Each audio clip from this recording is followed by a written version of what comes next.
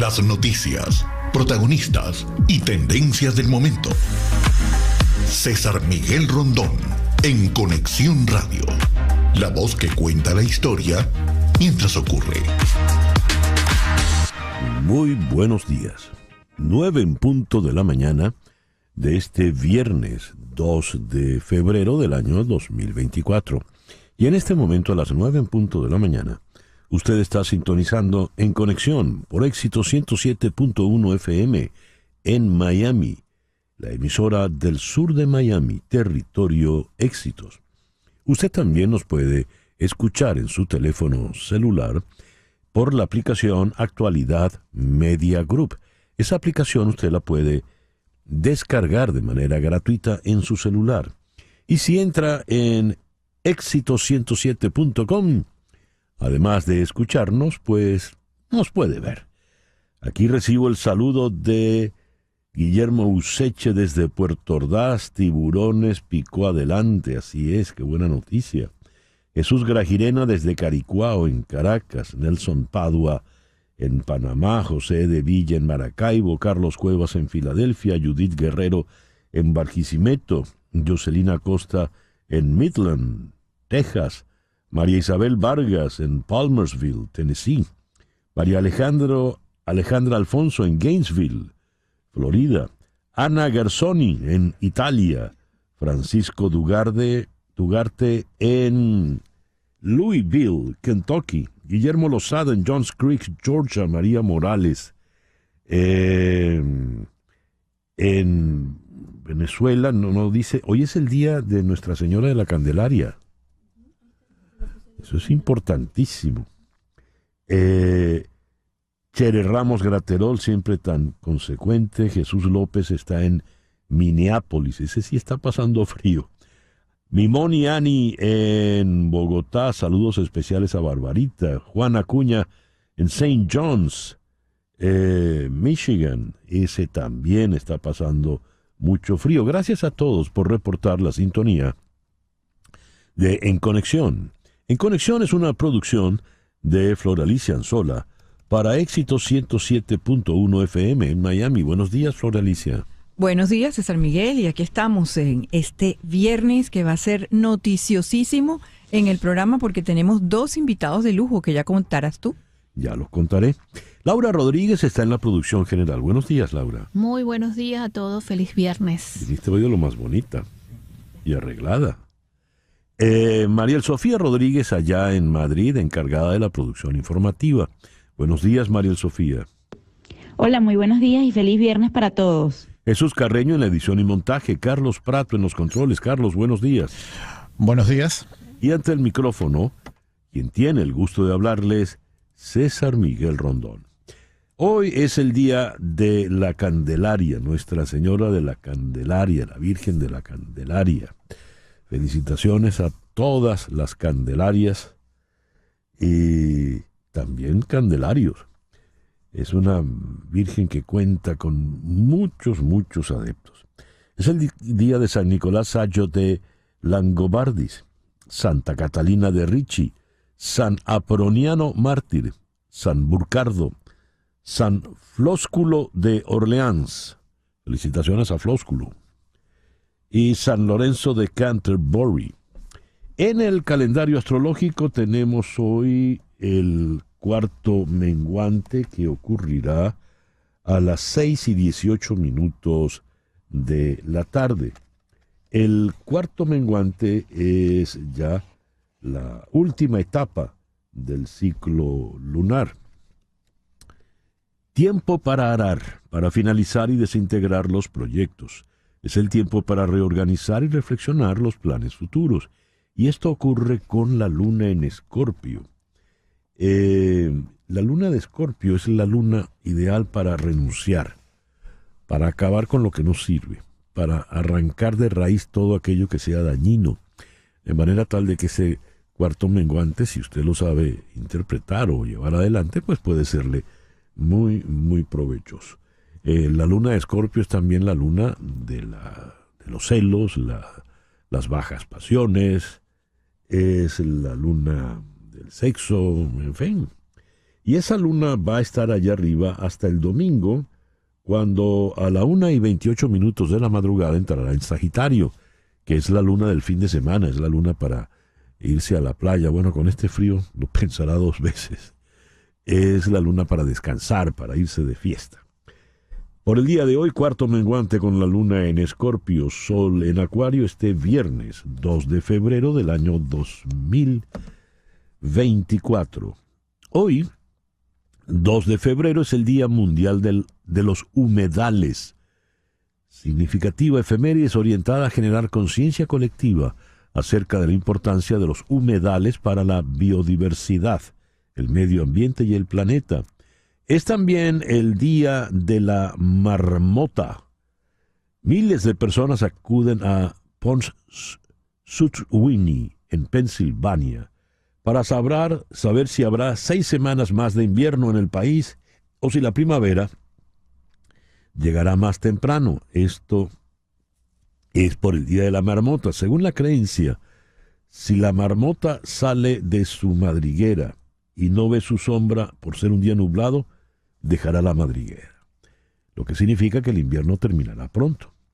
Por el contrario, si la marmota ve su sombra por ser un día soleado, se mete de nuevo en la madriguera. Eso significa que el invierno durará 6 semanas más. No puede ser que dependamos de la marmota. Bueno, ya veremos qué ocurre con la marmota. A ver, el programa de hoy, como decía Floralicia, va a ser muy interesante. Lo vamos a comenzar en Caracas con la periodista Adriana Núñez Rabascal, quien preparó un documental extraordinario que recomiendo vean, bajo el título 25 años de chavismo en 25 frases. Ella escogió las frases más importantes, o algunas no las más importantes, algunas frases significativas dichas por Chávez, por Maduro, por personeros del régimen, y puso a analistas, especialistas a comentar, a contextualizar esas frases. Es demoledor la tragedia que hemos vivido los venezolanos en estos 25 años, porque hoy se cumplen 25 años de la llegada de Hugo Chávez al poder. En San Salvador vamos a conversar con el abogado Jaime Ramírez Ortega. El escenario planteado para las elecciones presidenciales de este domingo, cuando, aunque no se lo permite la Constitución, Nayib Bukele aspira de nuevo por la presidencia. En Colombia, ayer fue un día de rumores. Renunció el pleno del gabinete, no renunció, pidió Petro la renuncia, no la pidió. Él dijo que eso era mentira, pero otros ministros le desmintieron. Eso lo vamos a abordar con Edward Soto del diario El Tiempo en Bogotá. El mercado laboral mostró una resistencia continua en el mes de enero. 353,000 nuevos puestos de trabajo entraron en funcionamiento. Esto lo vamos a conversar con Tom Pérez, quien fuera secretario del Trabajo acá en Estados Unidos y actualmente es asesor del presidente Joe Biden, director de la Oficina de Asuntos Intergubernamentales. En Caracas, eso será en Washington, obviamente. En Caracas vamos a conversar con Rocío San Miguel, de la ONG Control Ciudadano. La Corte Interamericana de Derechos Humanos le solicita al Estado venezolano cumplir la sentencia en el caso que se conoció como la lista Tascón y le da plazo al gobierno hasta el 6 de mayo para que presente el informe de cumplimiento. Y nuestra invitada al día de hoy, con ella haremos el foro para tener más tiempo para conversar, será María Corina Machado. Así que corran la voz, esa conversación, esa entrevista promete. Ese será nuestro programa para el día de hoy, viernes 2 de febrero. Repasando en las efemérides de este día, tenemos que el 2 de febrero de 1536, en el Río de la Plata, el español Pedro de Mendoza funda el puerto Nuestra Señora María del Buen Aire. Eso donde hoy se encuentra la ciudad de Buenos Aires. El 2 de febrero de 1653, la isla de Nueva Ámsterdam se convierte en ciudad y pasa a llamarse Manhattan, y luego después esta isla, que originalmente estaba bajo control holandés, pasa a control de los británicos y se convierte en la ciudad de Nueva York. 2 de febrero de 1806 se da la primera expedición de Francisco de Miranda. El 2 de febrero de 1848 se firma el Tratado de Guadalupe Hidalgo, que pone fin a la guerra entre México y Estados Unidos. Como consecuencia de este tratado, México pierde el 55% de su territorio. Para que tengan una idea, México pierde la totalidad de lo que hoy por hoy son California, Arizona, Nuevo México, Texas, Nevada y Utah, y partes de Colorado, Wyoming, Kansas y Oklahoma. Todo eso era México. Todo eso era México. El 2 de febrero de 1876 se crea la Liga Nacional y allí comienzan entonces las grandes ligas. El 2 de febrero de 1882 nace James Joyce en Dublín, el autor de el Ulises. Y curiosamente el Ulises se publica el mismo día, el 2 de febrero, pero en 1922. Se publicó por primera vez en París. El 2 de febrero de 1883 ya nace Johnston Macaulay, periodista, escritor, guionista, famoso porque trajo al mundo a un personaje, al Zorro, que por cierto le han hecho una nueva serie en televisión, no muy angelada que digamos. El 2 de febrero de 1939, el gobierno franquista decreta la ilegalidad de todas las religiones en España, salvo la católica. 2 de febrero de 1947 nació Farrah Fawcett Mayors. En los 70 fue todo un símbolo sexy, la mujer más bella. Interpretaba a Jill Monroe en Los Ángeles de Charlie. Falleció en el 2009 de apenas 62 años de edad. Hoy está cumpliendo 52 años Melvin Mora, el verdugo de los Leones del Caracas desde las filas de los navegantes del Magallanes. El 2 de febrero de 1959, Rómulo Betancourt tomó posesión como presidente constitucional electo democráticamente. Hace 65 años de eso ya.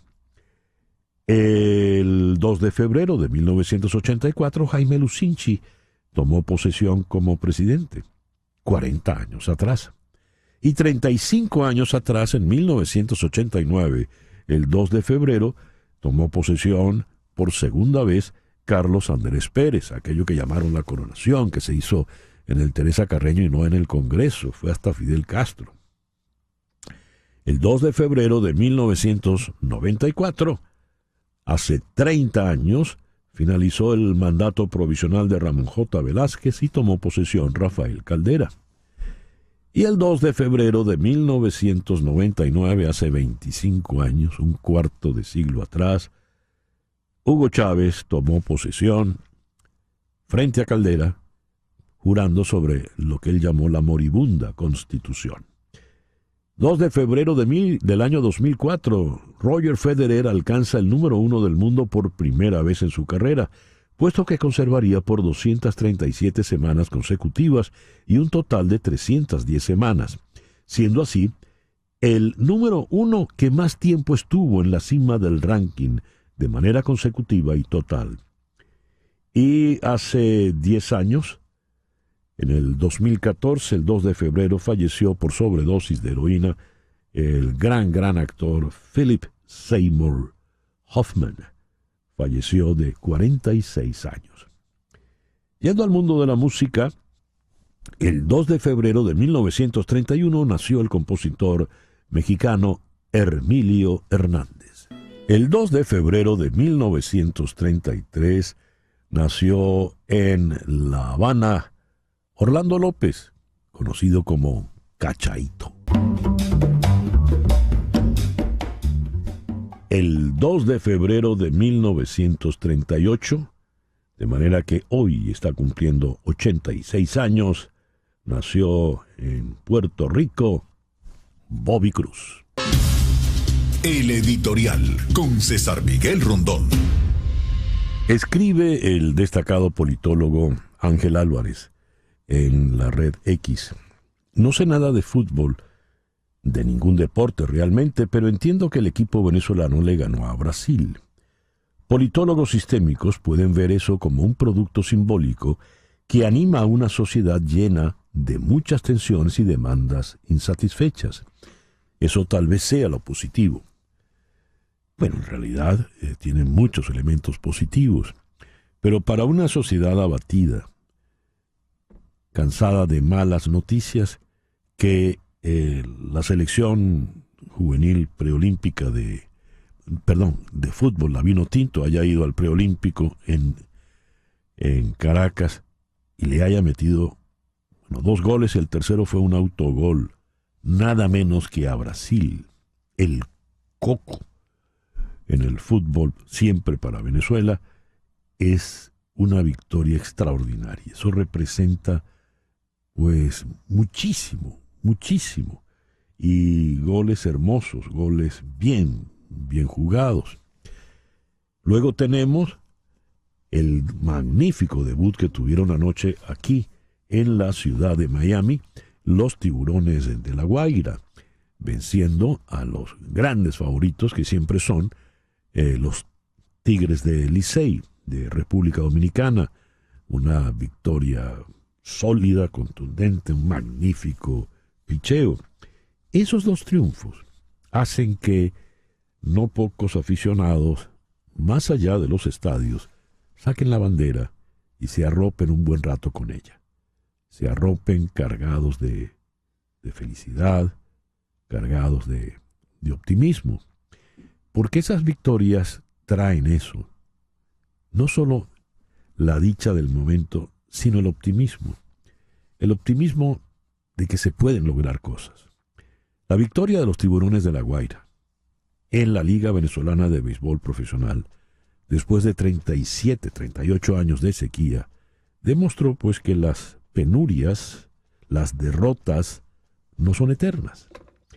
Y que Venezuela, la Vinotinto, le haya ganado en casa al Brasil 3-1, pues demuestra que no hay tales poderosos eternos. Siempre, de una u otra manera, terminan cayendo. Son otras lecturas, amigo Álvarez, pero buenas lecturas, sin lugar a dudas. 9:20 de la mañana, una pequeña pausa, y ya regresamos con las noticias más importantes de este viernes 2 de febrero del año 2024. Esto es En Conexión por Éxito 107.1 FM en Miami. Continuamos en breve con César Miguel Rondón en Conexión Radio por Éxitos 107.1 FM. Vamos con las noticias más importantes de este viernes 2 de febrero.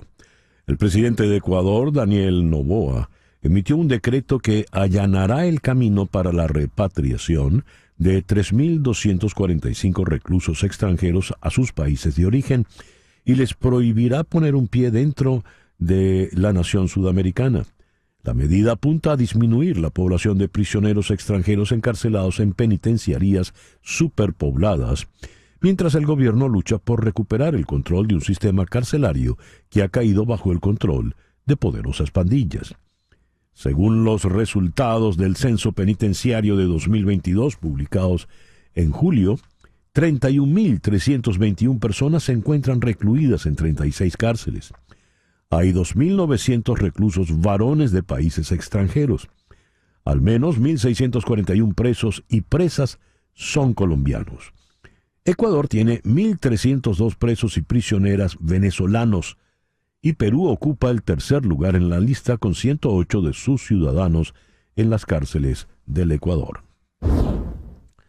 La fecha del juicio del 4 de marzo para el expresidente Donald Trump acusado de conspirar para revocar los resultados de las elecciones del 2020, ha sido eliminada del calendario público del Tribunal Federal de Washington.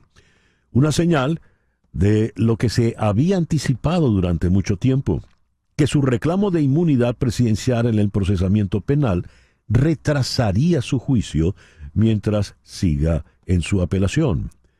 Un retraso en el caso de Trump hace cada vez más probable que el primero de los 4 juicios penales en su contra pueda celebrarse en esta primavera en Manhattan por cargos de fraude empresarial en el estado de Nueva York, en relación con pagos de silencio durante las elecciones de 2016.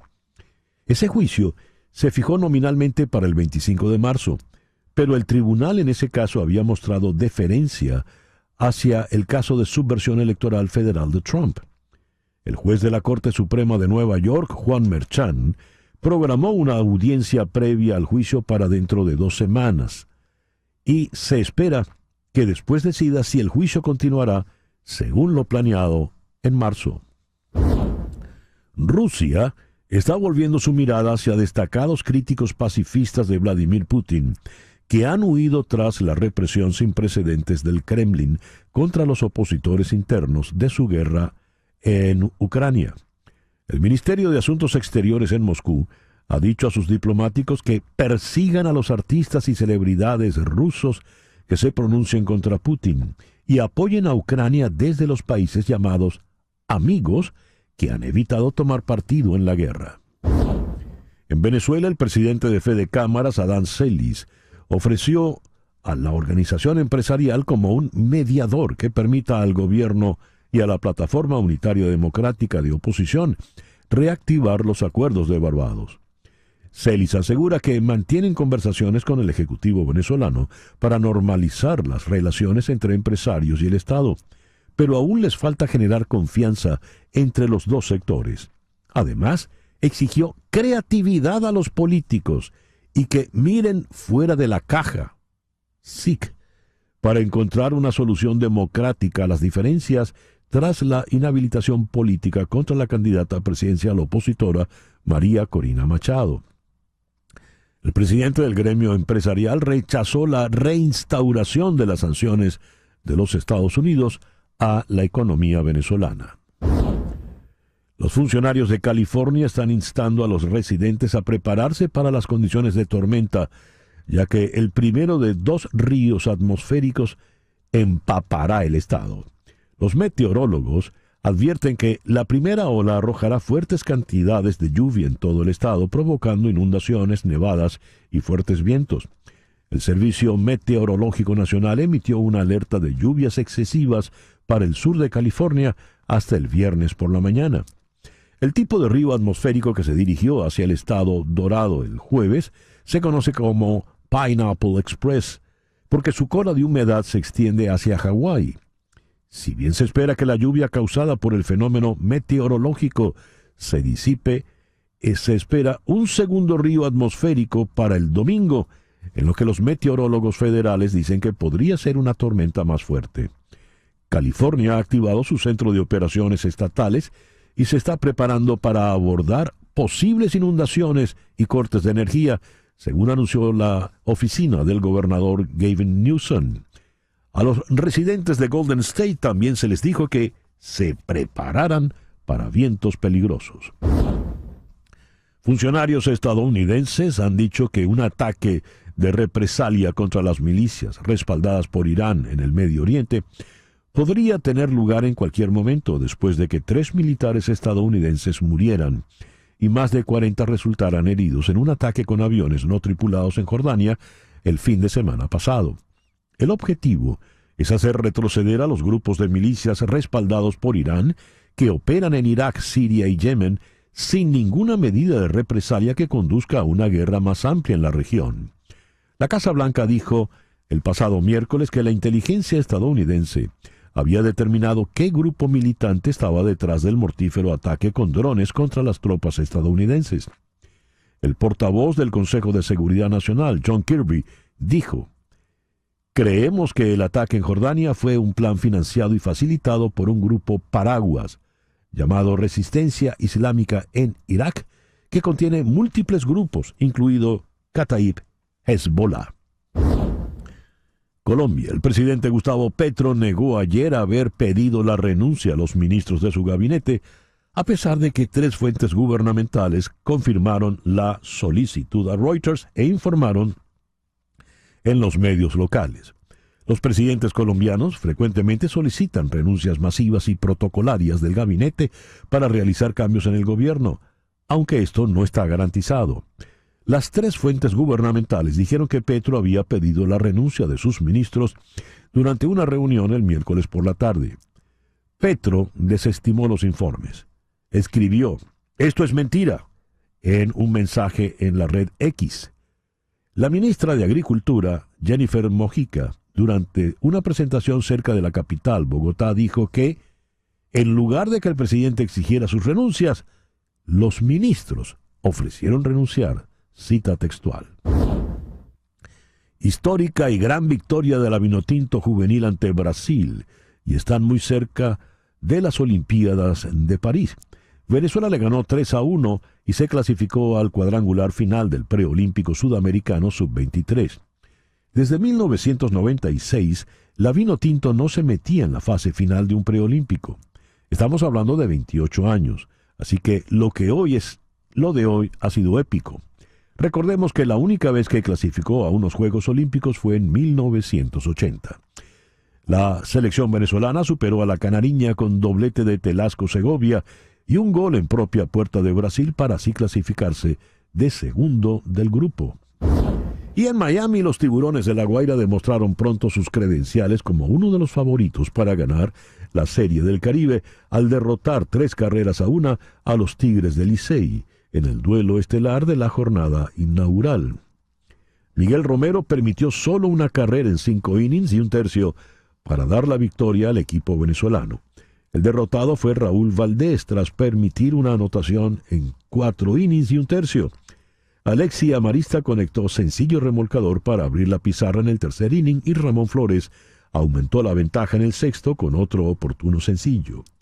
Otro exastro de las mayores, el cubano Yaciel Puig, aseguró el triunfo de los Tiburones con un cuadrangular solitario en el 8º inning. Fue un orgullo ganar el campeonato en Venezuela con los Tiburones luego de 37 años, pero ahora el objetivo es ganar la Serie del Caribe porque Venezuela tiene 15 años que no la gana, dijo Puig. Y a las 9:33 de la mañana vamos con nuestra primera entrevista del día de hoy. Vamos a la ciudad de Caracas, donde está la periodista coordinadora de La Gran Aldea, Adriana Núñez Rabascal. Muy buenos días, Adriana, ¿cómo estás? Muy buenos días, querido César, ¿cómo amaneces? Amanezco, eso es lo importante. A ver, ya es suficiente. Sí. Adriana, como periodista se te ha planteado recordar que se están cumpliendo al día de hoy, 2 de febrero, 25 años de la toma de posesión de Hugo Chávez. Un cuarto de siglo, una generación completa. Has decidido, para recordarlo, hacer un documental brillantemente logrado, donde pones 25 años en 25 frases. Pero las frases no son las frases históricas necesariamente. ¿Cuál fue el criterio para escoger esas frases? Y recuérdaselas a nuestros oyentes, por favor.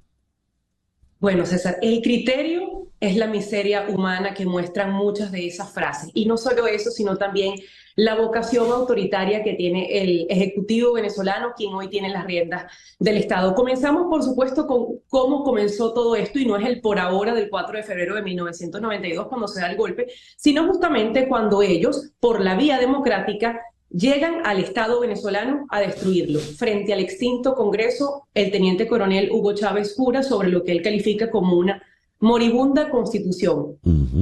Ya ahí lo dijo todo. Es decir, vamos a acabar con el Estado y vamos a hacer algo nuevo. Algo nuevo que para muchos venezolanos era atractivo, venía con justicia social, pero que al final terminó con la mayor emigración que ha visto no solo nuestro continente, sino prácticamente el mundo en la historia moderna. Pero me decías el criterio. Nosotros consultamos con varios personajes porque mucha gente asomaba frases que tenían cierto desparpajo o que podían ser elocuentes, pero que las dos personas que nos encargamos de tutelar esto, que somos el politólogo Walter Molina y yo, veíamos que quizás no habían impactado tanto la democracia. Una de ellas que mucha gente repitió, a la que le preguntábamos con qué frase puedes recordar o retratar al chavismo, fue cuando el expresidente Hugo Chávez decía a su esposa María Isabel de Chávez: esta noche te voy a dar lo tuyo. Pero más allá de que esa frase refleje misoginia o machismo, eso no nos impactó la democracia. Pero el decir frente a todo el mundo que no importa que estemos desnudos, que no importa que no tengamos que comer, porque aquí lo que importa es la revolución, bueno, eso te dijo que a esta gente no le importa tu sufrimiento, porque lo único que les interesa es mantenerse en el poder, como ya lo han hecho por 25 años. Y más allá de la muerte de Chávez, los funcionarios que siguieron su proyecto han tenido la misma falta de empatía, si así se le puede decir, con ese sufrimiento de los venezolanos. Por ejemplo, está aquel momento en el que quien fuera en esa fecha, creo que era candidata a ser diputada a la Asamblea Nacional, Jacqueline Faría, nos llamaba a disfrutar las colas sabrosas cuando había gente que tenía que prácticamente madrugar, dejar de ir a comer, dejar de llevar a sus hijos al colegio por ir a comprar un paquete de harina de maíz. Me llama la atención, entre las personas que consultas está la también politóloga Paola Bautista Alemán. Y en varios momentos, cuando ella emite su opinión, utiliza el término indolencia. Es un gobierno indolente, no le duele la gente. A ver, ¿es esa una de sus características fundamentales? ¿Cómo sientes tú eso como periodista, Adriana? Además, creo que Paola Bautista quizás fue la que mejor retrató este animal político que es el chavismo. Es eso, es indolencia. Igual lo hizo el periodista que tiene muy buen humor y mucha inteligencia, Pedro Pablo Peñalosa, con muchas de las frases que él le toca comentar. Esta es una gente que lo que le importa es imponer su proyecto político y nunca lo han escondido. El chavismo siempre ha dicho lo que va a hacer, a pesar de que luego quizás quiera retractarse como que no lo dijo así. Pero nunca han escondido esa vocación de querer imponerse sin importar el sufrimiento ajeno. Yo siempre te decía cuando teníamos el programa de radio que el chavismo era como esa tira cómica que no recuerdo si era de Warner Bros. Que se llamaba Pinky y Cerebro. Pinky le preguntaba todas las mañanas a Cerebro: Cerebro, ¿qué vamos a hacer hoy? Y Cerebro le respondía: tratar de conquistar el mundo. Pero el chavismo hace todo lo contrario. Vienen y le preguntan, están en Consejo de Estado y dicen: hola Chávez, hola Maduro, hola Jorge Rodríguez, ¿qué vamos a hacer hoy? Vamos a ver cómo le fregamos la vida a los venezolanos. Bueno, eso ha sido el chavismo en 25 años, ver cómo le friegan la vida a los venezolanos. Adriana, no voy a decir tu edad, que la sé, pero no la voy a decir en público. Cuando el chavismo llegó hace 25 años, tú eras un adolescente y buena parte de tu vida, el haberte hecho mujer, ha sido bajo este régimen. ¿Qué es eso para ti? Como venezolana, yo no te estoy preguntando como periodista, como venezolana. Y yo te lo voy a decir, no te lo voy a responder en mis palabras, porque yo tengo 40 y quizás yo tenía 15 años y en ese momento tú no tenías conciencia política, pero recientemente hice un trabajo para otra agencia en la que trabajo, en el que consultábamos a jóvenes que tuvieran esa edad, 25 años o menos, y la mayoría me dijo: ha sido sortear una crisis a otra, o ha sido pérdida de oportunidad tras pérdida de oportunidad. A lo mejor mi edad me permitió blindarme del chavismo, pero a esos chamos que hoy tienen 25 años, 23, 22, no les permitió nada. Les permitió tener nada más que adaptarse a la miseria que es la crisis de los servicios públicos, que por cierto, ahora que te digo esto, recuerdo que hay varias frases que quedaron por fuera porque yo quería que se ajustara a 25 frases. Y una de esas frases, quizás no miserables, pero que no sufrió la rendición de cuentas que tenemos que hacer. Es una de Jesse Chacón, que decía que en 100 días, si él no resolvía el problema eléctrico, él renunciaba. Bueno, el señor Jesse Chacón se quedó al frente del Ministerio de Energía Eléctrica y nada pasó. Nadie le hizo nada por no cumplir su palabra. Esta otra que dijo el presidente actual, Nicolás Maduro, cuando creo que fue Cristiano Amanpour, lo entrevistaba en medio de una convulsión social terrible, represión, y él decía que dormía como un bebé. Colocas entre las frases una reciente de Diosdado Cabello: ni por las buenas ni por las malas nos vamos. ¿Esto será eterno? ¿Seguirás cumpliendo años con el chavismo en el poder, Adriana? Yo creo que no, porque acabo de escuchar tu editorial en el que dices que una joven, inocente selección venezolana en la Vinotinto golpea al monstruo más grande que tiene el fútbol, que es Brasil. Yo no puedo creer, sé que ellos tienen mucha fuerza y la tienen con la base en la represión y con la base a la humillación que le tienen a los venezolanos, pero yo no puedo creer que la ciudadanía que tanto ha sufrido y que ya cambió quizás la mentalidad que podría tener antes y sabe que el clientelismo ya no le funciona y sabe que con el chavismo su vida ya no será más vida, vaya a permitir que esto siga. Ojo, no quiero poner toda la responsabilidad sobre los venezolanos porque bastante se ha sufrido y bastante se ha perdido en vidas y se ha perdido también en energía humana, en todo lo que tú puedes hacer en un día. Pero yo quiero pensar que esto solo va a quedar como un recuerdo de algo que duró 25 años y que no fue el proyecto más largo. Quiero yo pensarlo porque entiendo que el proyecto más largo ha sido el gomecismo. Quiero pensarlo, quiero creerlo y creo que muchísimas personas están trabajando para que eso no sea así, para que esto no sea eterno y que, bueno, en las lápidas nuestras escriba, esta persona vivió 40 años en chavismo. Adriana, de verdad, muchísimas gracias. E invito a todos nuestros oyentes, amigos, a que vean el maravilloso trabajo que hizo Adriana, publicado originalmente en La Gran Aldea. Ya, yo también lo puse en mi página porque hay que darle mucha difusión. 25 años de chavismo en 25 frases. En La Gran Aldea, hecho con la coordinación de Adriana Núñez Rabascal, que a sus 40 está más joven que nunca. Gracias. Mira, espero no tener que llegar al chavismo en 30 frases. Gracias, Adriana. Adriana Núñez Rabascal desde Caracas. Las 9:42 de la mañana, una pequeña pausa y ya regresamos en Conexión por Éxito 107.1 FM en Miami. En un momento regresamos con César Miguel Rondón en Conexión Radio por Éxitos 107.1 FM. Bien, a las 9:47 vamos a San Salvador, donde está el abogado, profesor universitario Jaime Ramírez Ortega. Jaime, muchísimas gracias por atendernos en la mañana de hoy.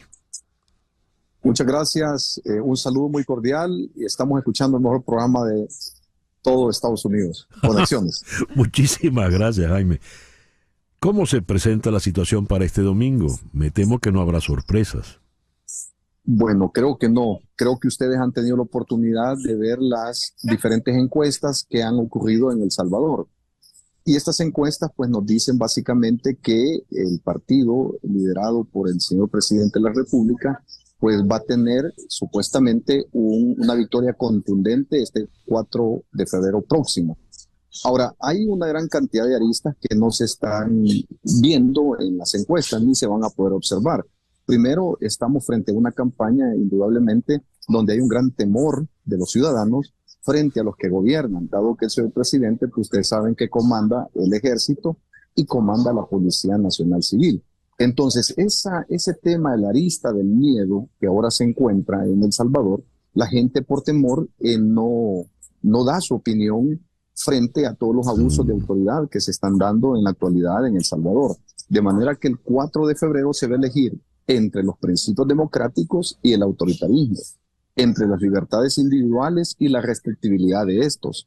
Vamos a elegir entre aquellos que desean transparentar los actos públicos o aquellos que ocultan las transacciones públicas, sobre todo los gastos, compras, viajes, viáticos, salarios, etcétera, etcétera, que son temas que en la actualidad están ocultos. Antes, para bien o para mal, desde el año 2009, se alcanzó una gran victoria en El Salvador con el tema del acceso a la información pública. Esto significa que nosotros podíamos saber como salvadoreños cuántos asesores tenía un diputado, cuánto ganaba cada uno de ellos y cuál era el nombre de cada uno de ellos. Hoy en la actualidad se ha ocultado hasta por 7 años la información pública de los gastos, viajes y salarios de los empleados públicos. Y esto es grave para los principios democráticos. Sin duda. Jaime, ¿puedo deducir de estas palabras que has dicho sobre el temor, el miedo en la ciudadanía, que a lo mejor las encuestas no están reflejando realmente los niveles de popularidad que se supone tiene el presidente Bukele? Es correcto. Ahorita hay un temor generalizado en El Salvador donde la población le teme a los que están en el poder, cuando debería ser todo lo contrario. Los que están en el poder deberían de temerle al pueblo, porque al fin y al cabo la soberanía, cuando reside verdaderamente en el pueblo, el poder del pueblo reside justamente en el voto. Y cuando éste va y elija, castiga a todos aquellos malos funcionarios que evidentemente están haciendo las cosas mal. No sé si ustedes se han enterado que últimamente en El Salvador todos estos funcionarios que han estado votando a unísono a favor del presidente, préstamos y aprobando leyes que muchas de ellas van en detrimento de las libertades individuales, ellos se han adjudicado sendos préstamos para poder adquirir viviendas particulares. Esto es grave en el manejo de los fondos públicos. Por supuesto. Bien, pero nada pareciera que puede evitar la victoria de Bukele. Jaime. Bueno, en el caso de él, a pesar de que hay 7 artículos de la Constitución que le prohíben reelegirse, aún así con una resolución, no sé si llamarle resolución, porque simplemente es un documento espurio que emitió una sala de lo constitucional, dicho sea de paso, impuesta desde el 1 de mayo del año 2021 por el señor presidente de la República. Esto significa que él confeccionó el traje, le tomaron las medidas y se lo calzaron muy bien a su cuerpo. Por esa razón hay una resolución que indica que en efecto él puede competir, aún en contra de 7 artículos de la Constitución. De hecho, la misma Constitución, en el artículo 235, dice que cuando un funcionario público toma protesto, él jura cumplir y hacer cumplir la Constitución y desconocer todas aquellas leyes o resoluciones que contraríen el precepto constitucional. Y esto no lo están viendo, pero creo que en estos momentos no se va a poder visualizar ese punto, sino más adelante. Pero estoy seguro que todos aquellos que han aprobado este tipo de cosas van a enfrentar la justicia. Jaime, muchísimas gracias por atendernos en la mañana de hoy. Muchísimas gracias. Un saludo muy cordial a la teleaudiencia de Conexiones. Gracias. Jaime Ramírez Ortega, abogado, profesor universitario, nos habló desde San Salvador, 9:52. Las noticias de este momento en Conexión Radio. ¿Qué noticias tenemos en este momento, Flor Alicia? Bueno, César Miguel, acaba de publicarse hace algunos minutos el reporte del mes de enero del mercado laboral. El mercado laboral mostró una resistencia continua en enero, añadiendo 353,000 puestos de trabajo, una señal de que el crecimiento económico sigue siendo vigoroso en Estados Unidos. Un mercado laboral fuerte es siempre un buen signo. Después de la pérdida del 14% de los puestos de trabajo de Estados Unidos a principios de la pandemia de COVID-19, la resistencia del mercado laboral durante más de 3 años ha sorprendido hoy a los economistas. Se produce cuando la intensificación de la campaña presidencial gira en gran medida en torno a las opiniones sobre la gestión económica del presidente Joe Biden. Importante ese punto. Gracias, Flor Alicia. A las 9:53 de la mañana vamos a la ciudad de Bogotá, donde está el editor de la mesa central del diario El Tiempo, el periodista Edward Soto. Edward, muchísimas gracias por estar con nosotros en la mañana de hoy. Gracias. ¿Qué tal, César Miguel? Un saludo especial para ti y para toda la audiencia. Edward, ¿renunció o no renunció el gabinete del señor Petro? ¿Por qué todo ese tipo de noticias en torno al Palacio de Nariño son como tan confusas, tan contradictorias?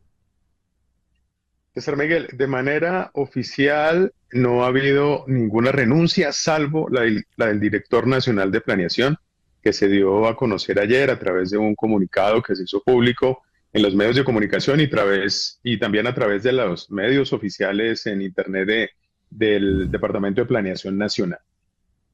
También hay que decir que hubo recientemente un Consejo de Ministros y de ese Consejo de Ministros se filtraron algunas versiones en el sentido de que había habido un fuerte regaño del presidente Gustavo Petro a sus ministros por los problemas de ejecución que ya se han venido denunciando de tiempo atrás y que aparentemente les habría pedido su renuncia. Ahí vamos. Obviamente, a partir de esto empezaron un montón de especulaciones sobre los ministros que se deben o no se deben ir. Pero hasta este momento no ha renunciado ninguno de los ministros, tampoco el presidente los ha destituido ni nada que se parezca. Entonces, estamos a la expectativa porque Lo que sí se dice es que esto sí se puede dar en cualquier momento. Puede ser este fin de semana o puede ser a final del día de hoy. La ministra de Agricultura, Jennifer Mojica, fue la que dijo que los ministros se habían ofrecido a renunciar, habían ofrecido su renuncia. ¿Eso se confirmó? ¿Qué dice ahora la señora Mojica?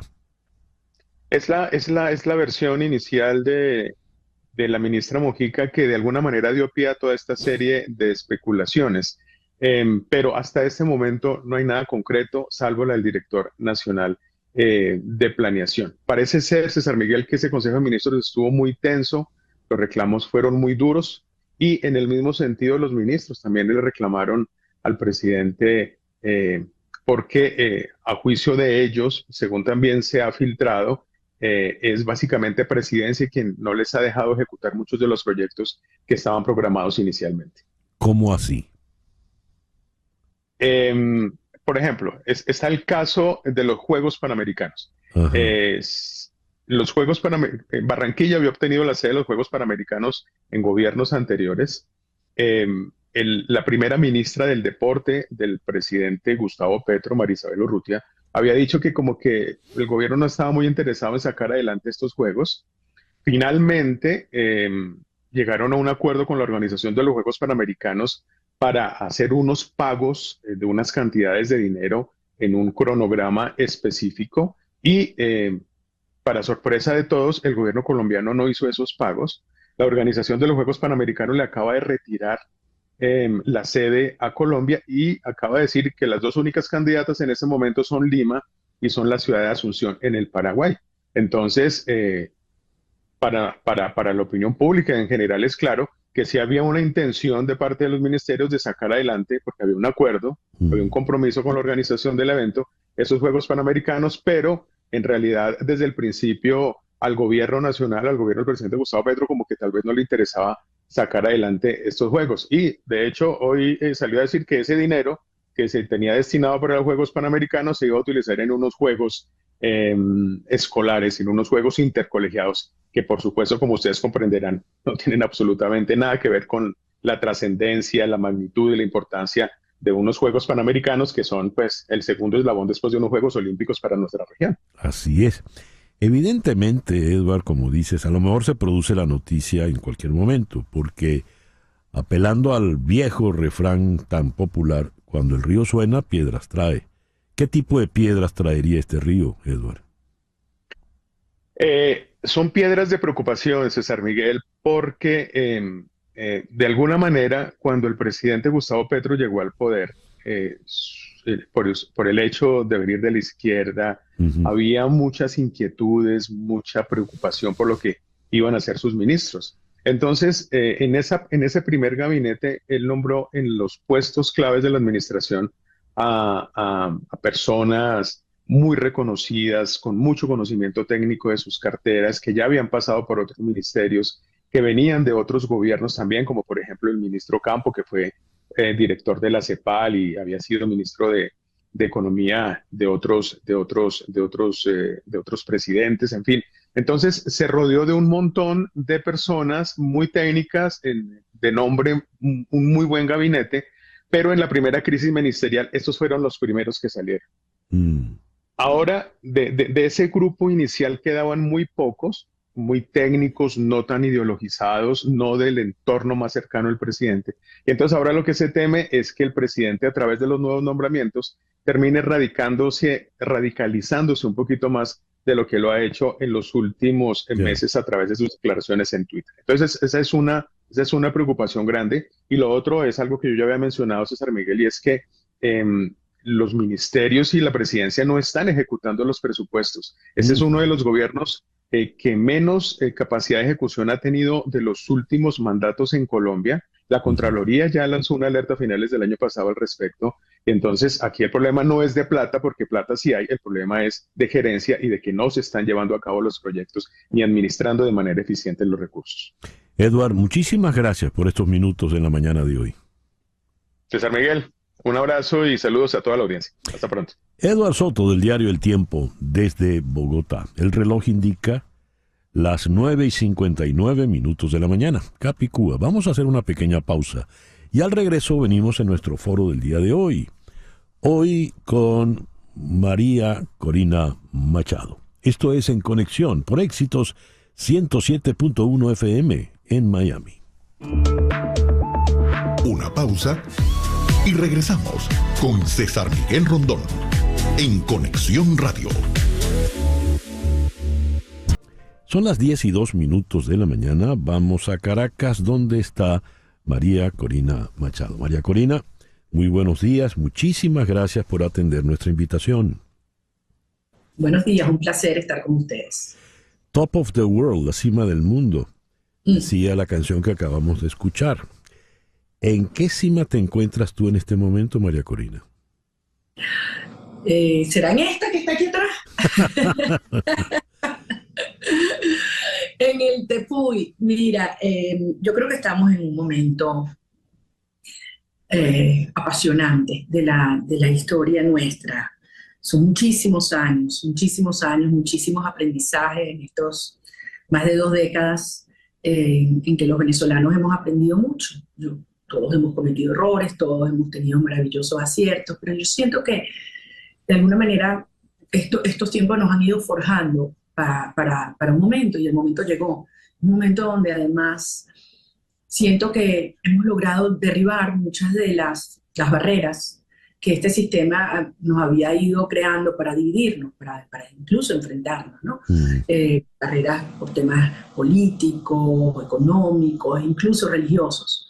Y yo siento que hay una conciencia muy profunda de la enorme oportunidad que tenemos este año y la responsabilidad que como generación tenemos para poder lograr que nuestro país tenga libertad, democracia, prosperidad y la fuerza que creo que más nos impulsa a todos, que es poder tener a nuestras familias unidas de nuevo en Venezuela. Durante la campaña electoral para las primarias hiciste de lema la frase hasta el final. Luego del 22 de octubre esa frase quedó perfectamente clara. Sabíamos muy bien a qué aludía ese final. Después de todo el agua que ha corrido bajo el puente desde el 22 de octubre y hasta la sentencia del Tribunal Supremo de Justicia, ¿cuál es el final ahora para María Corina Machado?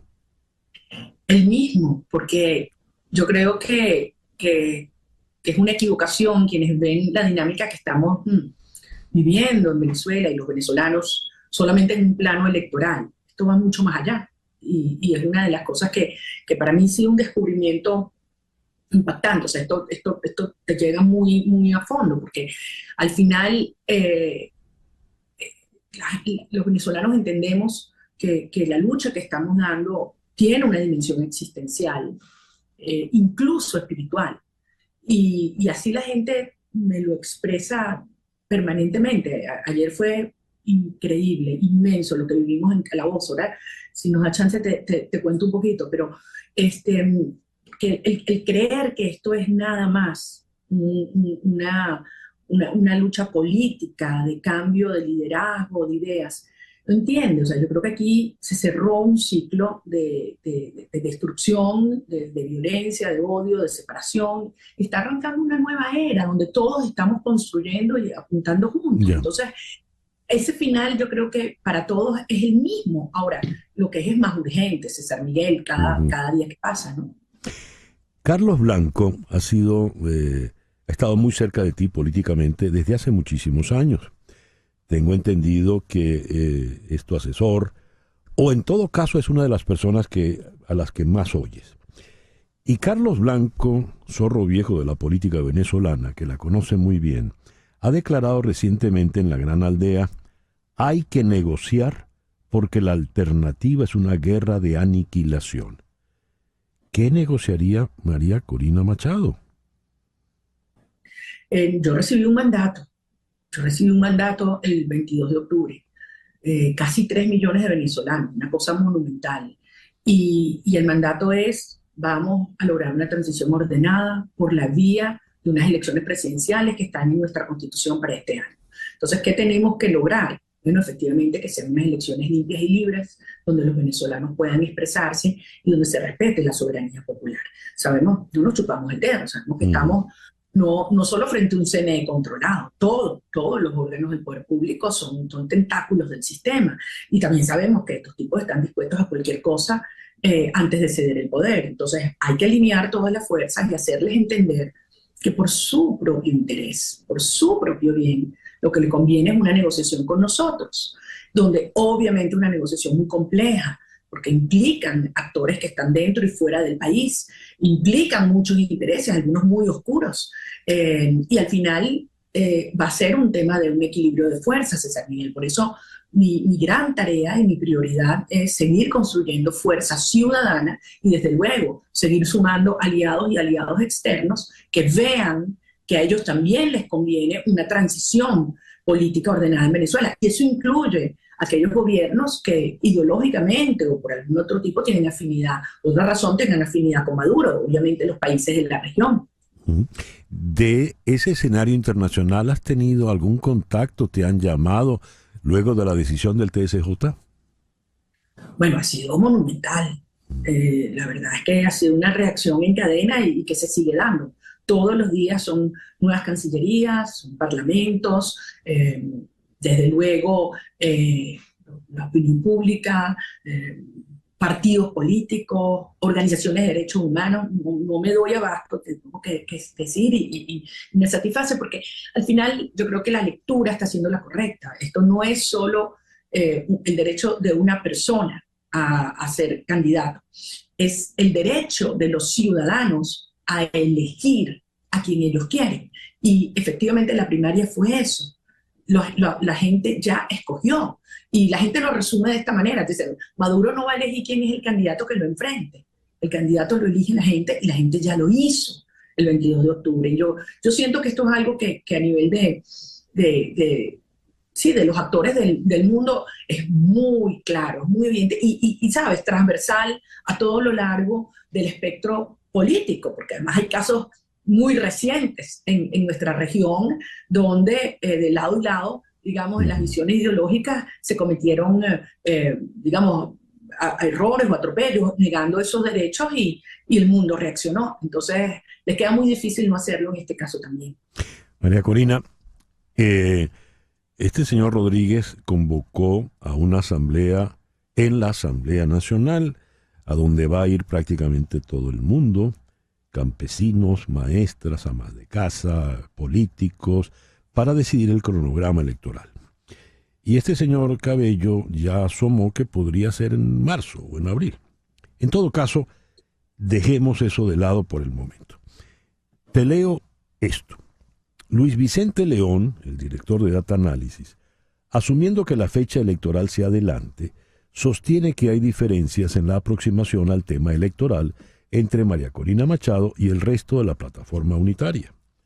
Y le citan textualmente: comenzaremos a ver algunas grietas entre ambos. Para empezar, Machado nunca estuvo a favor de acudir a la Corte Suprema para impugnar su prohibición, pero fue presionada por Estados Unidos y los partidos de oposición. Y entonces se pregunta, ¿está unida la oposición? ¿Es cierto esto, María Corina? ¿Por qué fuiste al Tribunal Supremo de Justicia? Te tengo de esto dos preguntas. Una, la puntual que se hace León, y dos, sobre esas grietas que supone León que existen. Mira, yo escucho la lectura que tú haces de la declaración de este señor, y eso parece sacado de la sala situacional de Miraflores. Eso es lo que el régimen quiere que los venezolanos piensen. Y lamentablemente hay personas que por un motivo u otro proyectan esa narrativa del régimen. Yo no voy a especular las razones en este caso. Pero lo que yo sí te puedo decir es que yo asumí un mandato y creo que todos debemos asegurarnos que un proceso de negociación real, simétrico, donde los intereses superiores de los venezolanos prevalezcan, es lo que debemos hacer y es lo que yo estoy haciendo. Y por ese motivo hice lo que hice frente al Tribunal Supremo de Justicia, cumpliendo mi parte, que creía que era importante a los efectos de preservar el Acuerdo de Barbados. Quien ha violado el Acuerdo de Barbados claramente es el régimen. Y en este momento Por el contrario, yo lo que siento es un apoyo genuino de todas las organizaciones civiles y políticas, de abajo hacia arriba y de arriba hacia abajo, en todos los niveles. Ayer estuve en Calabozos también, un acto increíble, un acto que tuvimos que cambiar de 4 lugares porque persiguen a la gente. Solo ayer en la mañana pudimos decir dónde era el acto. O sea, imagínate tú lo que es hacer política hoy en día así. La gente no sabe dónde es, y donde no hay transporte, y donde no hay gasolina, y donde no hay movilización, y se presentan miles de personas. Estaban todos los líderes de las organizaciones políticas de Guárico. Genuinamente, después nos reunimos y del corazón, ¿sabes? Yo creo que esto, todos entendemos que esto va mucho más allá que un tema de poder político. Esto tiene que ver con poder encauzar una transición y que hacer que nuestros hijos regresen, que eso es lo que todos quieren. Incluso, César, te digo algo, las bases y cuadros medios del PSUV. Allí se está dando una reacción impresionante y a eso es lo que le tiene terror el régimen, y por eso muchas de las cosas que dice el régimen y esos exabruptos van dirigidos a lo suyo, a lo suyo. María Corina, esta mañana al leer las noticias me topé con esta. El presidente de Fede Cámaras, Adén Celis, ofreció a Fede Cámaras como mediador que permita al gobierno y a la plataforma unitaria reactivar los acuerdos de Barbados. Celis asegura que mantienen conversaciones con Miraflores para normalizar las relaciones entre empresarios y Estado, pero aún les falta generar confianza entre los dos sectores. Y me interesa esta frase. Exigió creatividad a los políticos y que miren fuera de la caja para encontrar una solución democrática a las diferencias tras la inhabilitación política contra María Corina Machado. ¿Tú qué interpretas de ese mirar fuera de la caja, María Corina? Yo no interpreto, César Miguel, y yo no especulo. Yo acato un mandato y creo que los venezolanos que participamos en ese proceso tenemos que entender lo que eso significa. Yo creo que además la mayoría de los empresarios en Venezuela son héroes que han tenido que vivir en condiciones muy extremas, que le han quitado lo suyo, que le cambian las reglas, que los estigmatizan, que los roban, que los expropian. Y cualquier persona que quiere invertir y generar empleo en Venezuela y que sabe que ser un empresario es mucho más que hacer plata, es generar riqueza para el país, tiene clarísimo que eso no va a ocurrir con este régimen. Venezuela está en el último lugar en materia de Estado de Derecho en el planeta. La posición 140 de 140 países según el World Justice Project. ¿Quién va a traer plata a un país donde no hay Estado de Derecho, donde lo tuyo te lo quitan, donde las reglas de juego te las cambian todos los días? A los empresarios de verdad yo les digo, prepárense porque cuando logremos este cambio, cuando salga este régimen, vamos a abrir los mercados, va a haber Estado de Derecho, vamos a hacer de Venezuela el hub energético de las Américas. Y eso sí, se va a acabar la impunidad y los privilegios. Hay algunos que no les gusta lo que nosotros representamos porque significa que se acaba la impunidad y se acaban los privilegios.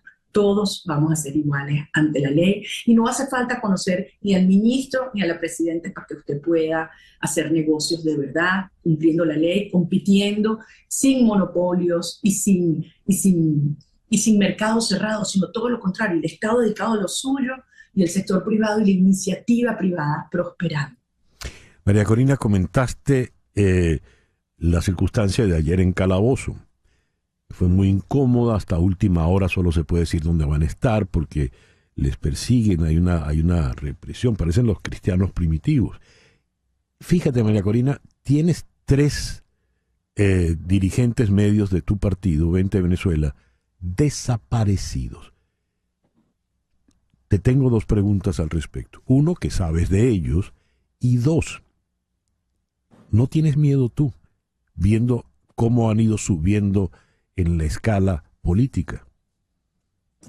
Son 4, César Miguel, porque Víctor Venegas, que es el presidente el maestro, sí. El sindicalista de Barinas también es parte de la dirección estadal de 20 y parte del comando. Esto es horrible. Yo estaba aquí ahorita hablando con la mamá de Juan, con la esposa de Guillermo, ayer con Irama, la esposa de Luis Camacaro. Es horrible lo que esta familia está sufriendo y no sabemos dónde está. Esa es la realidad. Y al final todos sabemos lo que estamos enfrentando y los riesgos que ello implica. Y es una decisión individual, cada uno consigo mismo, ¿no? Y yo sé que las familias sufren mucho, las familias quizás pagan el costo calladitos más alto, ¿no? Pero yo tomé esta decisión hace mucho tiempo, darle mi vida a la libertad de Venezuela, y mis hijos me han acompañado todo este camino. Y algún día le pido a Dios o yo le pido a Dios todos los días que algún día me perdonen por el dolor que yo les he causado a ellos, a mi mamá, a mi marido, a la gente que me quiere. Pero al final, César, es una fuerza tan poderosa que te abraza. O sea, ayer estábamos en Calabozo y yo sentí una energía de verdad, y un amor genuino, amor entre la gente llora, la gente ora, la gente canta, y es un sentimiento que se ha ido esparciendo muy, muy profundo, y por eso ellos no entienden nada. O sea, al final ellos creen que el problema es una decisión jurídica arbitraria alrededor de prohibirme a mí participar, y no se dan cuenta que eso al final va a ser un simple trámite, un trámite de una decisión del último momento. Esto es un proceso social que se ha ido generando, una negociación política compleja, y en el momento de la chiquitica va a ser un tema de fuerzas relativas. Has comentado... Sí. Perdón, termina la idea, por favor, termina. Sí, es que mi punto es, César, tenemos que concentrarnos en construir las fuerzas. Ese es el foco, organización, en todas las comunidades de Venezuela, en todas las ciudades del mundo. Los venezolanos que están en el exterior nos necesitamos ya. O sea, esto que se está creando es muy poderoso y ellos no lo entienden. Y por eso creen que con miedo o con represión o con decisiones arbitrarias como esta nos van a debilitar. Y por eso yo lo decía con conciencia. Estos magistrados no se van a olvidar. Y el país y el régimen no nos vamos a olvidar del 26 de enero. Porque ese día cometieron el peor error político que han cometido hasta ahora. María Corina, hablas de tus hijos, hablas de tu marido, y hablas de la familia, hablas de tu mamá, toda gente que uno tiene en muy alta estima en lo personal. Y les pides perdón por el sacrificio. Mas te pregunto, ¿por qué te sacrificas? ¿Es que acaso, como San Pablo, en el camino recibió algún tipo de iluminación? Porque has hablado de Dios, has hablado de fe, has hablado de lo que le pides a Dios. ¿Tú te sientes elegida, te sientes señalada, te sientes iluminada de alguna manera especial? No, además yo nunca he hablado de sacrificio. Eso sí es verdad que no. Yo estoy haciendo lo que me apasiona.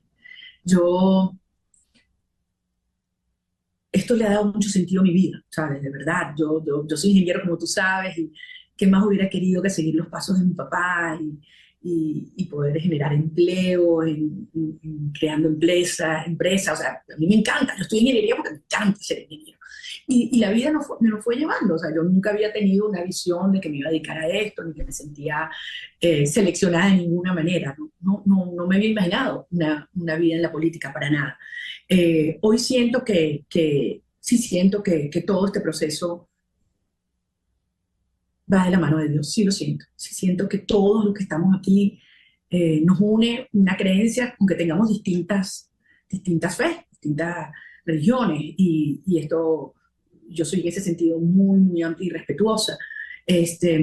Incluso aquellos que no creen en Dios te dicen, aquí hay una fuerza, aquí hay unas energías, y eso está muy bien, porque al final yo sí creo que estamos enfrentando un sistema del mal. O sea, yo sí creo que esto es maldad pura, ¿no? Ellos están buscando destruir el país, no les importa que haya una generación de niños que crece sin alimentación, sin educación, sin sus mamás. Y por eso cuando algunas personas dicen, bueno, no, pero esperemos unos años más, total, yo estoy bien, yo estoy haciendo negocio, ya más o menos esto se ha acomodado. ¿Y en cuál parte de su análisis están una generación de venezolanos que para ellos el fin de esta tiranía sí es un tema de vida o muerte, porque los estaríamos condenando a una vida dantesca y a la separación total? Entonces, mira, César, yo sí creo que aquí hay fuerzas del bien y cada quien las vive a su manera, pero yo creo que al final cada quien toma sus propias decisiones. Yo he tomado Ya. las mías y las asumo con la responsabilidad que ello implica y sí le pido a Dios que me ayude a actuar con serenidad, con humildad, con justicia, con responsabilidad. Y desde luego todos nos equivocamos y hay que aprender de los errores. María Corina, hoy es 2 de febrero. Hoy se están cumpliendo 25 años de aquella famosa juramentación de Hugo Chávez sobre la moribunda Constitución. Es decir, un cuarto de siglo de esta tragedia que ha sido el chavismo para Venezuela. Minutos antes habías comentado, a propósito de alguna pregunta, que este es el momento. Entre las principales críticas que te han hecho es el criterio de inmediatez que le has dado al quehacer político. De hecho, tu nombre en las redes es María Corina Ya. ¿Por qué este es el momento y no antes? ¿Por qué ahora sí? Tienes razón, yo siempre he sentido su urgencia y yo creo que tiene que ver con lo que te decía antes, porque hay muchos venezolanos que han perdido todo en el camino. Hay muchos venezolanos que han perdido sus familiares, sus ahorros, sus sueños, sus familias o sus vidas. Y cada día que pasa es un día más de destrucción. Yo sí creo que estos 25 años nos ha ido forjando, como te decía antes, con errores y aciertos. Y creo que los cambios fundamentales son, primero, el régimen no es el mismo. No es el mismo de hace 6 años, ni siquiera de hace 1. Te lo digo. Tú recorres el país y fíjate las cosas de la vida, ¿no? A mí me pegó muchísimo cuando tuve la orden de prohibición de salir del país hace 10 años y después hace 6 a 7 cuando no me permitieron tomar vuelos nacionales. Porque yo decía, ¿cómo me voy a enterar, a conectar con la gente? Y fíjate que se ha convertido más bien en mi gran oportunidad de contacto todo el tiempo, de sentir, de oler, de vivir lo que está pasando en Venezuela. Entonces, te lo digo porque yo me paro en todas las alcabalas, en las areperas, me conozco en las curvas, hablo con la gente y te digo, el régimen perdió su capacidad de, no solo su base social, pero de extorsión, de chantaje, ¿no? Y te lo resumo en una frase que una mujer, una mamá en Bailadores me dijo, que me van a amenazar que me van a quitar una bolsa de comida, lo que más me van a quitar si me quitaron a mis hijos. Entonces, han perdido esa capacidad y eso es real. Por otra parte, las fracturas a lo interno, el enfrentamiento entre los grupos mafiosos, porque se han quedado sin plata, y la voracidad de estas dinámicas criminales es indetenible. Entonces, al final, eso termina enfrentándolos y eso está ocurriendo. Por otra parte, yo creo que la comunidad internacional hoy está clarísima de que se trata de un sistema criminal, proceso de la investigación entre la Corte Penal Internacional, los múltiples informes de las Naciones Unidas, de la misión de verificación de hechos lo demuestra, los patrones sistemáticos de violación de derechos humanos, y se vuelve una figura tóxica. Incluso algunos aliados ideológicos empiezan a decir, ya va. Eso de asociarnos a las prácticas del chavismo y madurismo, no. Y por eso tú empiezas a ver cómo empiezan incluso algunos anteriores aliados a decir, tiene que ir para elecciones, tiene que ir para elecciones, tiene que ir para elecciones, elecciones libres y competitivas. Pero el cambio más importante yo creo que se ha dado en nosotros, César, en lo que te decía antes, en entender que esto sí es una lucha que va mucho más allá de lo electoral y que esto es una lucha que depende de todos nosotros. Yo no puedo sola y todo el mundo creo que sí lo ha asumido. O sea, ¿qué es lo que yo puedo hacer en este momento para que esto implique la construcción de una fuerza indetenible? Y es indetenible. Y yo lo que te pido es, no permitamos que las voces, algunas tú las has mencionado aquí hoy, que lo que buscan es la desmoralización, se implanten y se construyan en sus narrativas y nos lleguen a la cabeza, al corazón. No permitan. Pongámosla de lado y vamos a focalizarnos en el trabajo que tenemos que hacer, que es arduo y urgente de organización ciudadana. María Corina, se nos ha pasado el tiempo desde hace un ratito, pero no puedo perder la oportunidad. Con esta cierro. El eminente historiador Elías Pino Iturrieta escribió lo siguiente: que el pueblo de Venezuela quiera a una mujer blanca, mantuana, como presidenta, eso sí es una revolución. ¿Qué opinión tienes ante una frase como esa? Bueno, yo obviamente respeto la visión de historiador del doctor Pino. Yo me siento una venezolana más, una ciudadana más. Yo no creo que la gente me vea o me juzgue o me entienda sobre la base del color de mi piel ni de mi género, muchísimo menos de mi posición económica.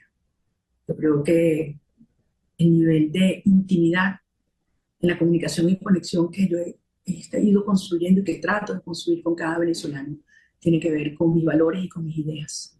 Y así espero que me entiendan, me quieran los venezolanos. Y lo más importante es que podamos seguir construyendo confianza. María Corina, muchísimas gracias por estos minutos en la mañana de hoy. Gracias a ti. Fuerte abrazo a todos.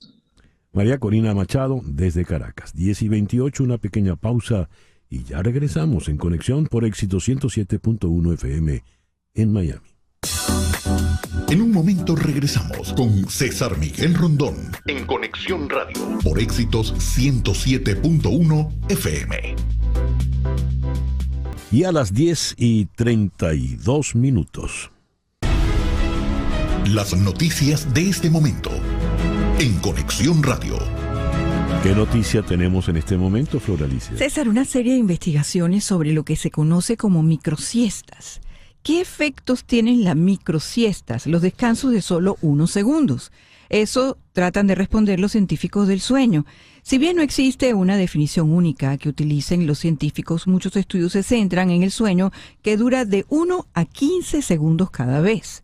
David Dinges, profesor de psiquiatría de la Universidad de Pensilvania, mantiene a la gente despierta toda la noche para ver con qué frecuencia se quedan dormidos al día siguiente. De manera alarmante en términos de seguridad vial, descubrió que cuando las personas dormían solo 6 horas por noche durante 14 días seguidos, tenían tantas microsiestas como aquellos que habían perdido una noche entera. Si sabemos que estamos agotados, no siempre basta entonces, César, con esforzarnos por concentrarnos, porque una microsiesta puede ocurrir sin que nos demos cuenta. Esto quedó en evidencia por las muertes, escucha esto, entre los pilotos que regresaron a Inglaterra después de los bombardeos durante la Segunda Guerra Mundial, como lo escribió el investigador del sueño Jim Horn en su libro Sleepfaring: A Journey Through the Science of Sleep. Y durante los combates aéreos, el miedo, la concentración, los esfuerzos por ganar y la adrenalina los mantenían despiertos a los pilotos por muy cansados que estuvieran. Pero cuando ya no hubo distracciones en el camino a casa, algunos pilotos se sintieron abrumados por la necesidad de dormir y como resultado estrellaron sus aviones. Dios. Así que tomen en cuenta esta precaución al manejar y además observen su frecuencia de microdormir.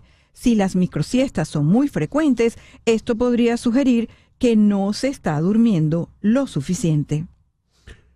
Muy interesante. ¿Sabes? A propósito de eso de microsiestas, estoy convencido que uno de los grandes secretos que tuvo Celia Cruz para su éxito y tener esa calidad vocal y vigor hasta el final, por supuesto, tenía una vida sumamente sana, no fumaba, no bebía, nada de eso. Pero es que Celia dormía el tiempo, ella controlaba su sueño de una manera extraordinaria.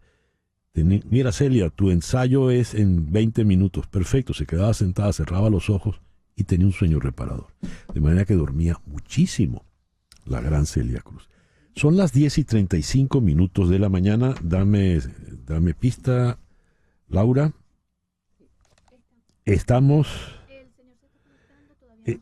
Estamos tratando de hacer un contacto en la ciudad de Washington con el señor Tom Pérez.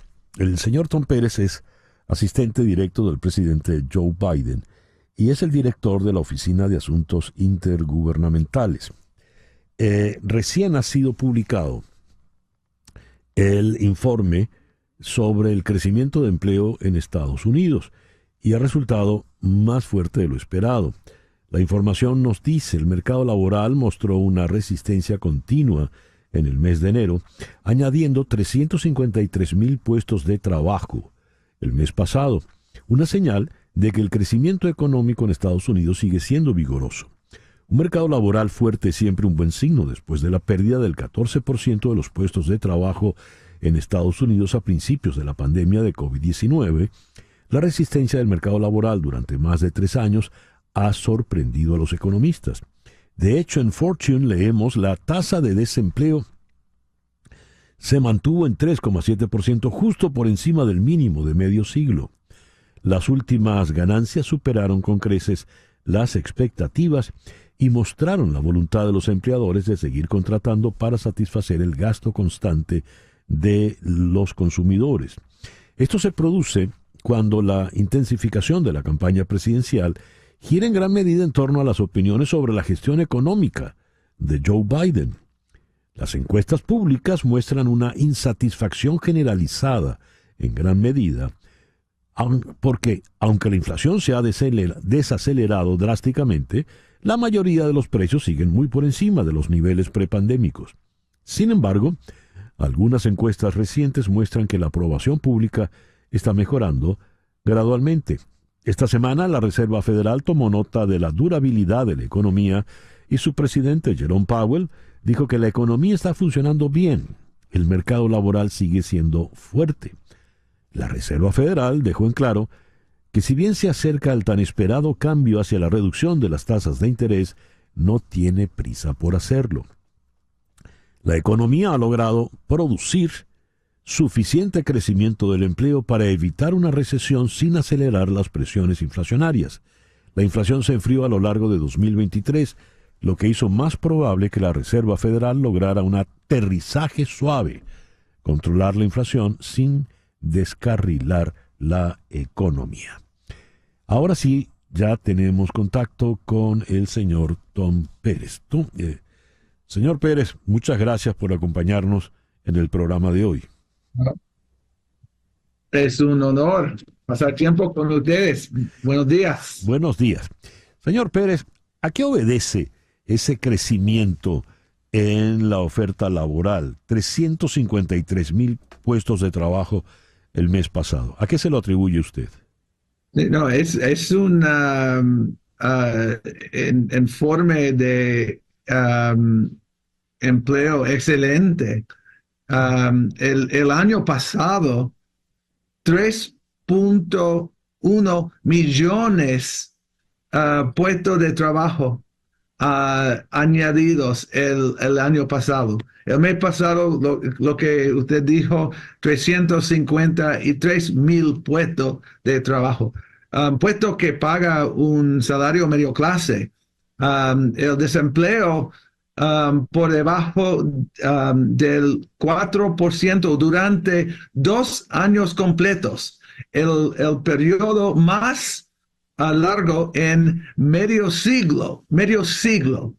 La inflación cayó al más o menos 2% en los últimos 6 meses. Y los salarios, la riqueza y los empleos son más altos que antes de la pandemia. Todavía tenemos mucho que hacer, pero tenemos una economía muy impresionante ahora. Y la economía es la más sólida del mundo. 14.8 millones de puestos de trabajo durante el gobierno del presidente Biden. 14.8 millones. Más que hacer, pero es una situación impresionante. Fíjese, señor Pérez, usted habla de la solidez de la economía en este momento. El señor Jerome Powell habló también de la solidez de la economía. Y en el fondo muchos están esperando, una vez que ya se desaceleró la subida de las tasas, pues que empiecen a bajar. Y además de eso, del bajón en las tasas, el crecimiento de una mayor oferta de empleo. ¿Cómo ve usted esa situación? ¿Qué proyección podría ser, digamos, para mediados de año?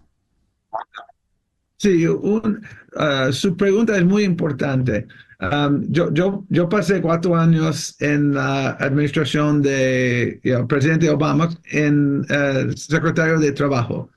Aprendí mucho en este trabajo.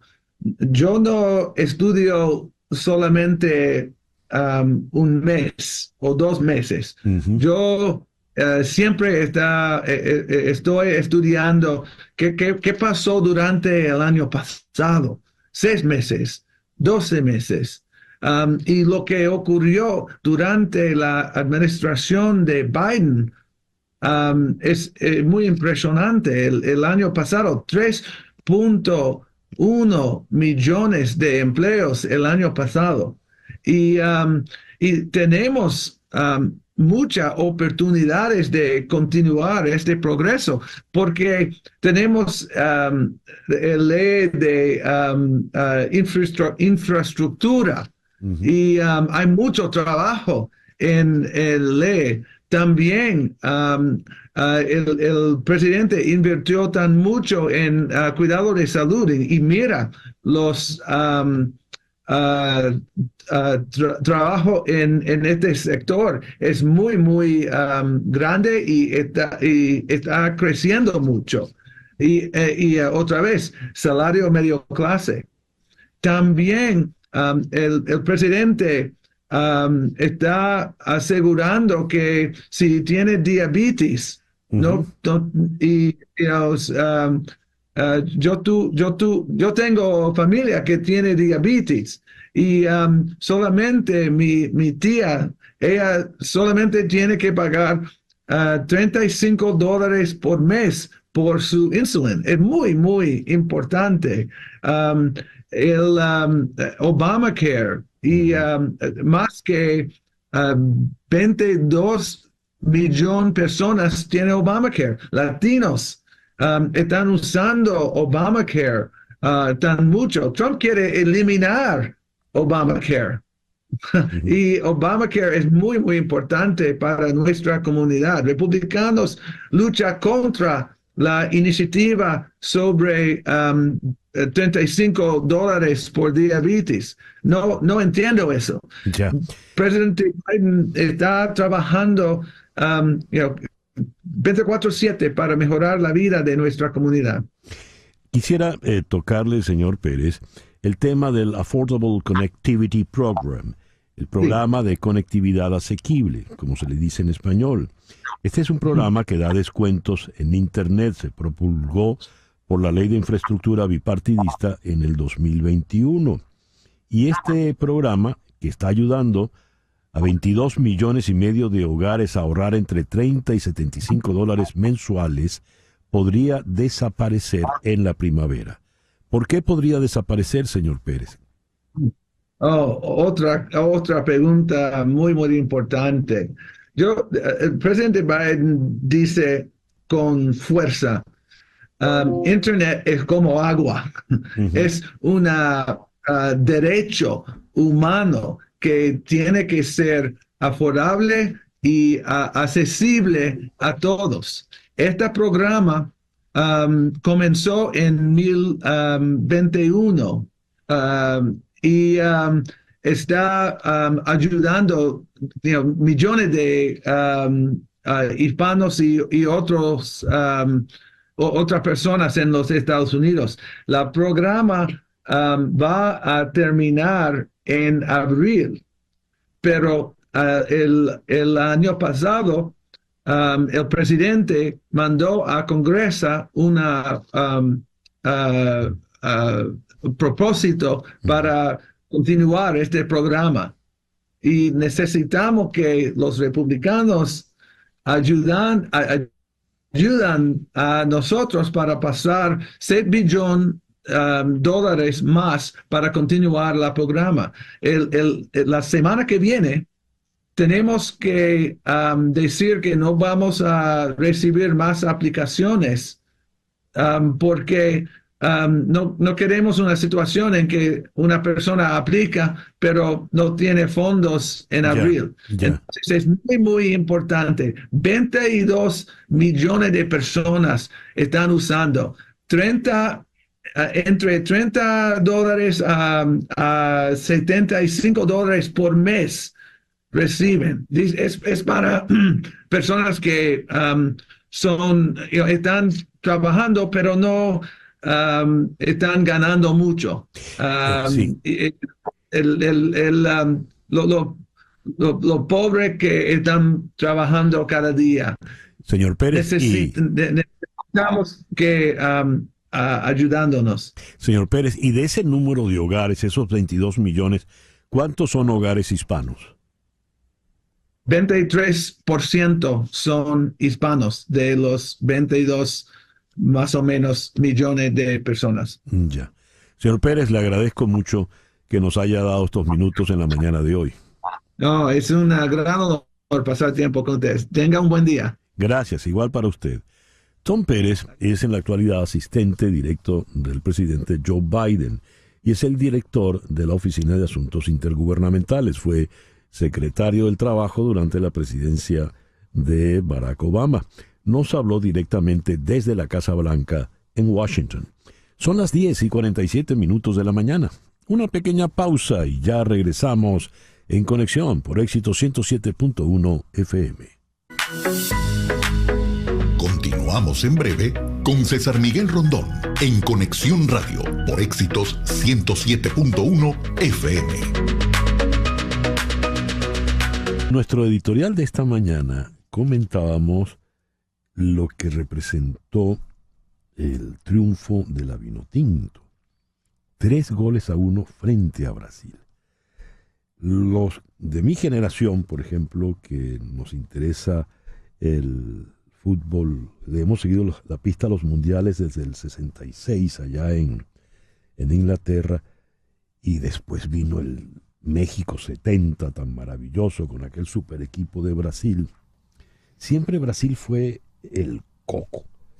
Y la sopa en ese fútbol suramericano era Venezuela, la llamaban la Cenicienta y se burlaban de ella.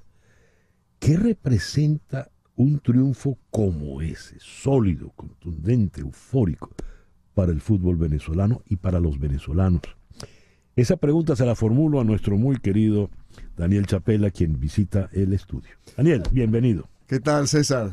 Un gusto siempre estar contigo, con todos ustedes. Mira, es un triunfo histórico. Yo sé que el adjetivo se utiliza a veces, se vende barato, ¿no? Uh-huh. Pero en este caso, justificado. Venezuela nunca le había ganado a Brasil en un torneo de clasificación a unos Juegos Olímpicos. De hecho, es la segunda vez apenas que una selección de Venezuela consigue entrar al cuadrangular final, optar por un cupo a la Olimpiada.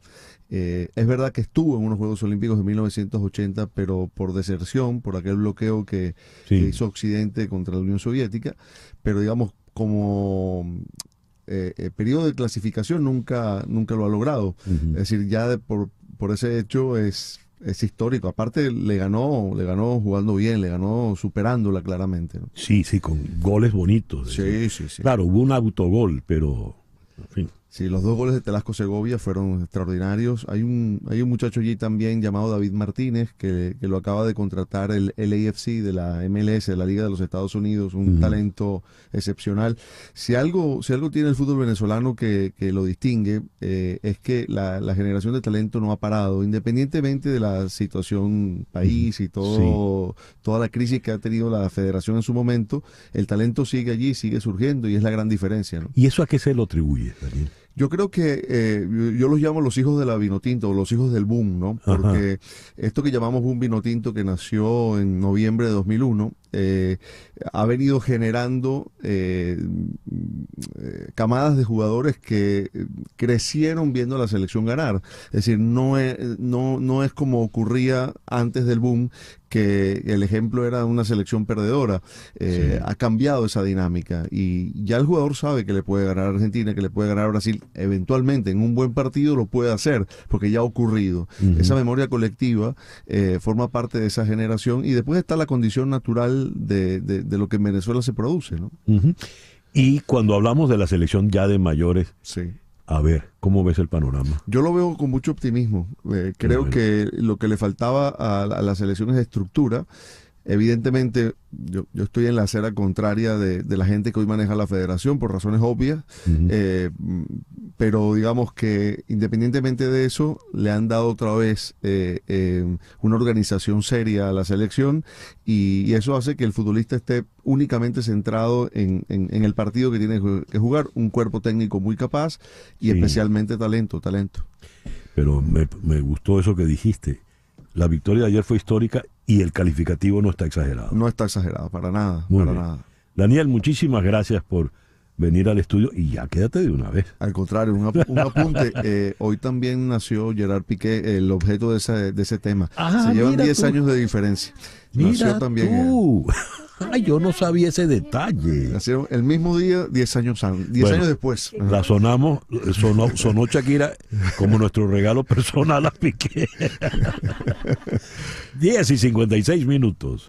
En Conexión fue una producción de Floralicia Anzola para Éxito 107.1 FM, con Laura Rodríguez en la producción general, Mariel Sofía Rodríguez en la producción informativa, Jesús Carreño en edición y montaje, Carlos Prato en los controles, y ante el micrófono, quien tuvo el gusto de hablarles, César Miguel Rondón.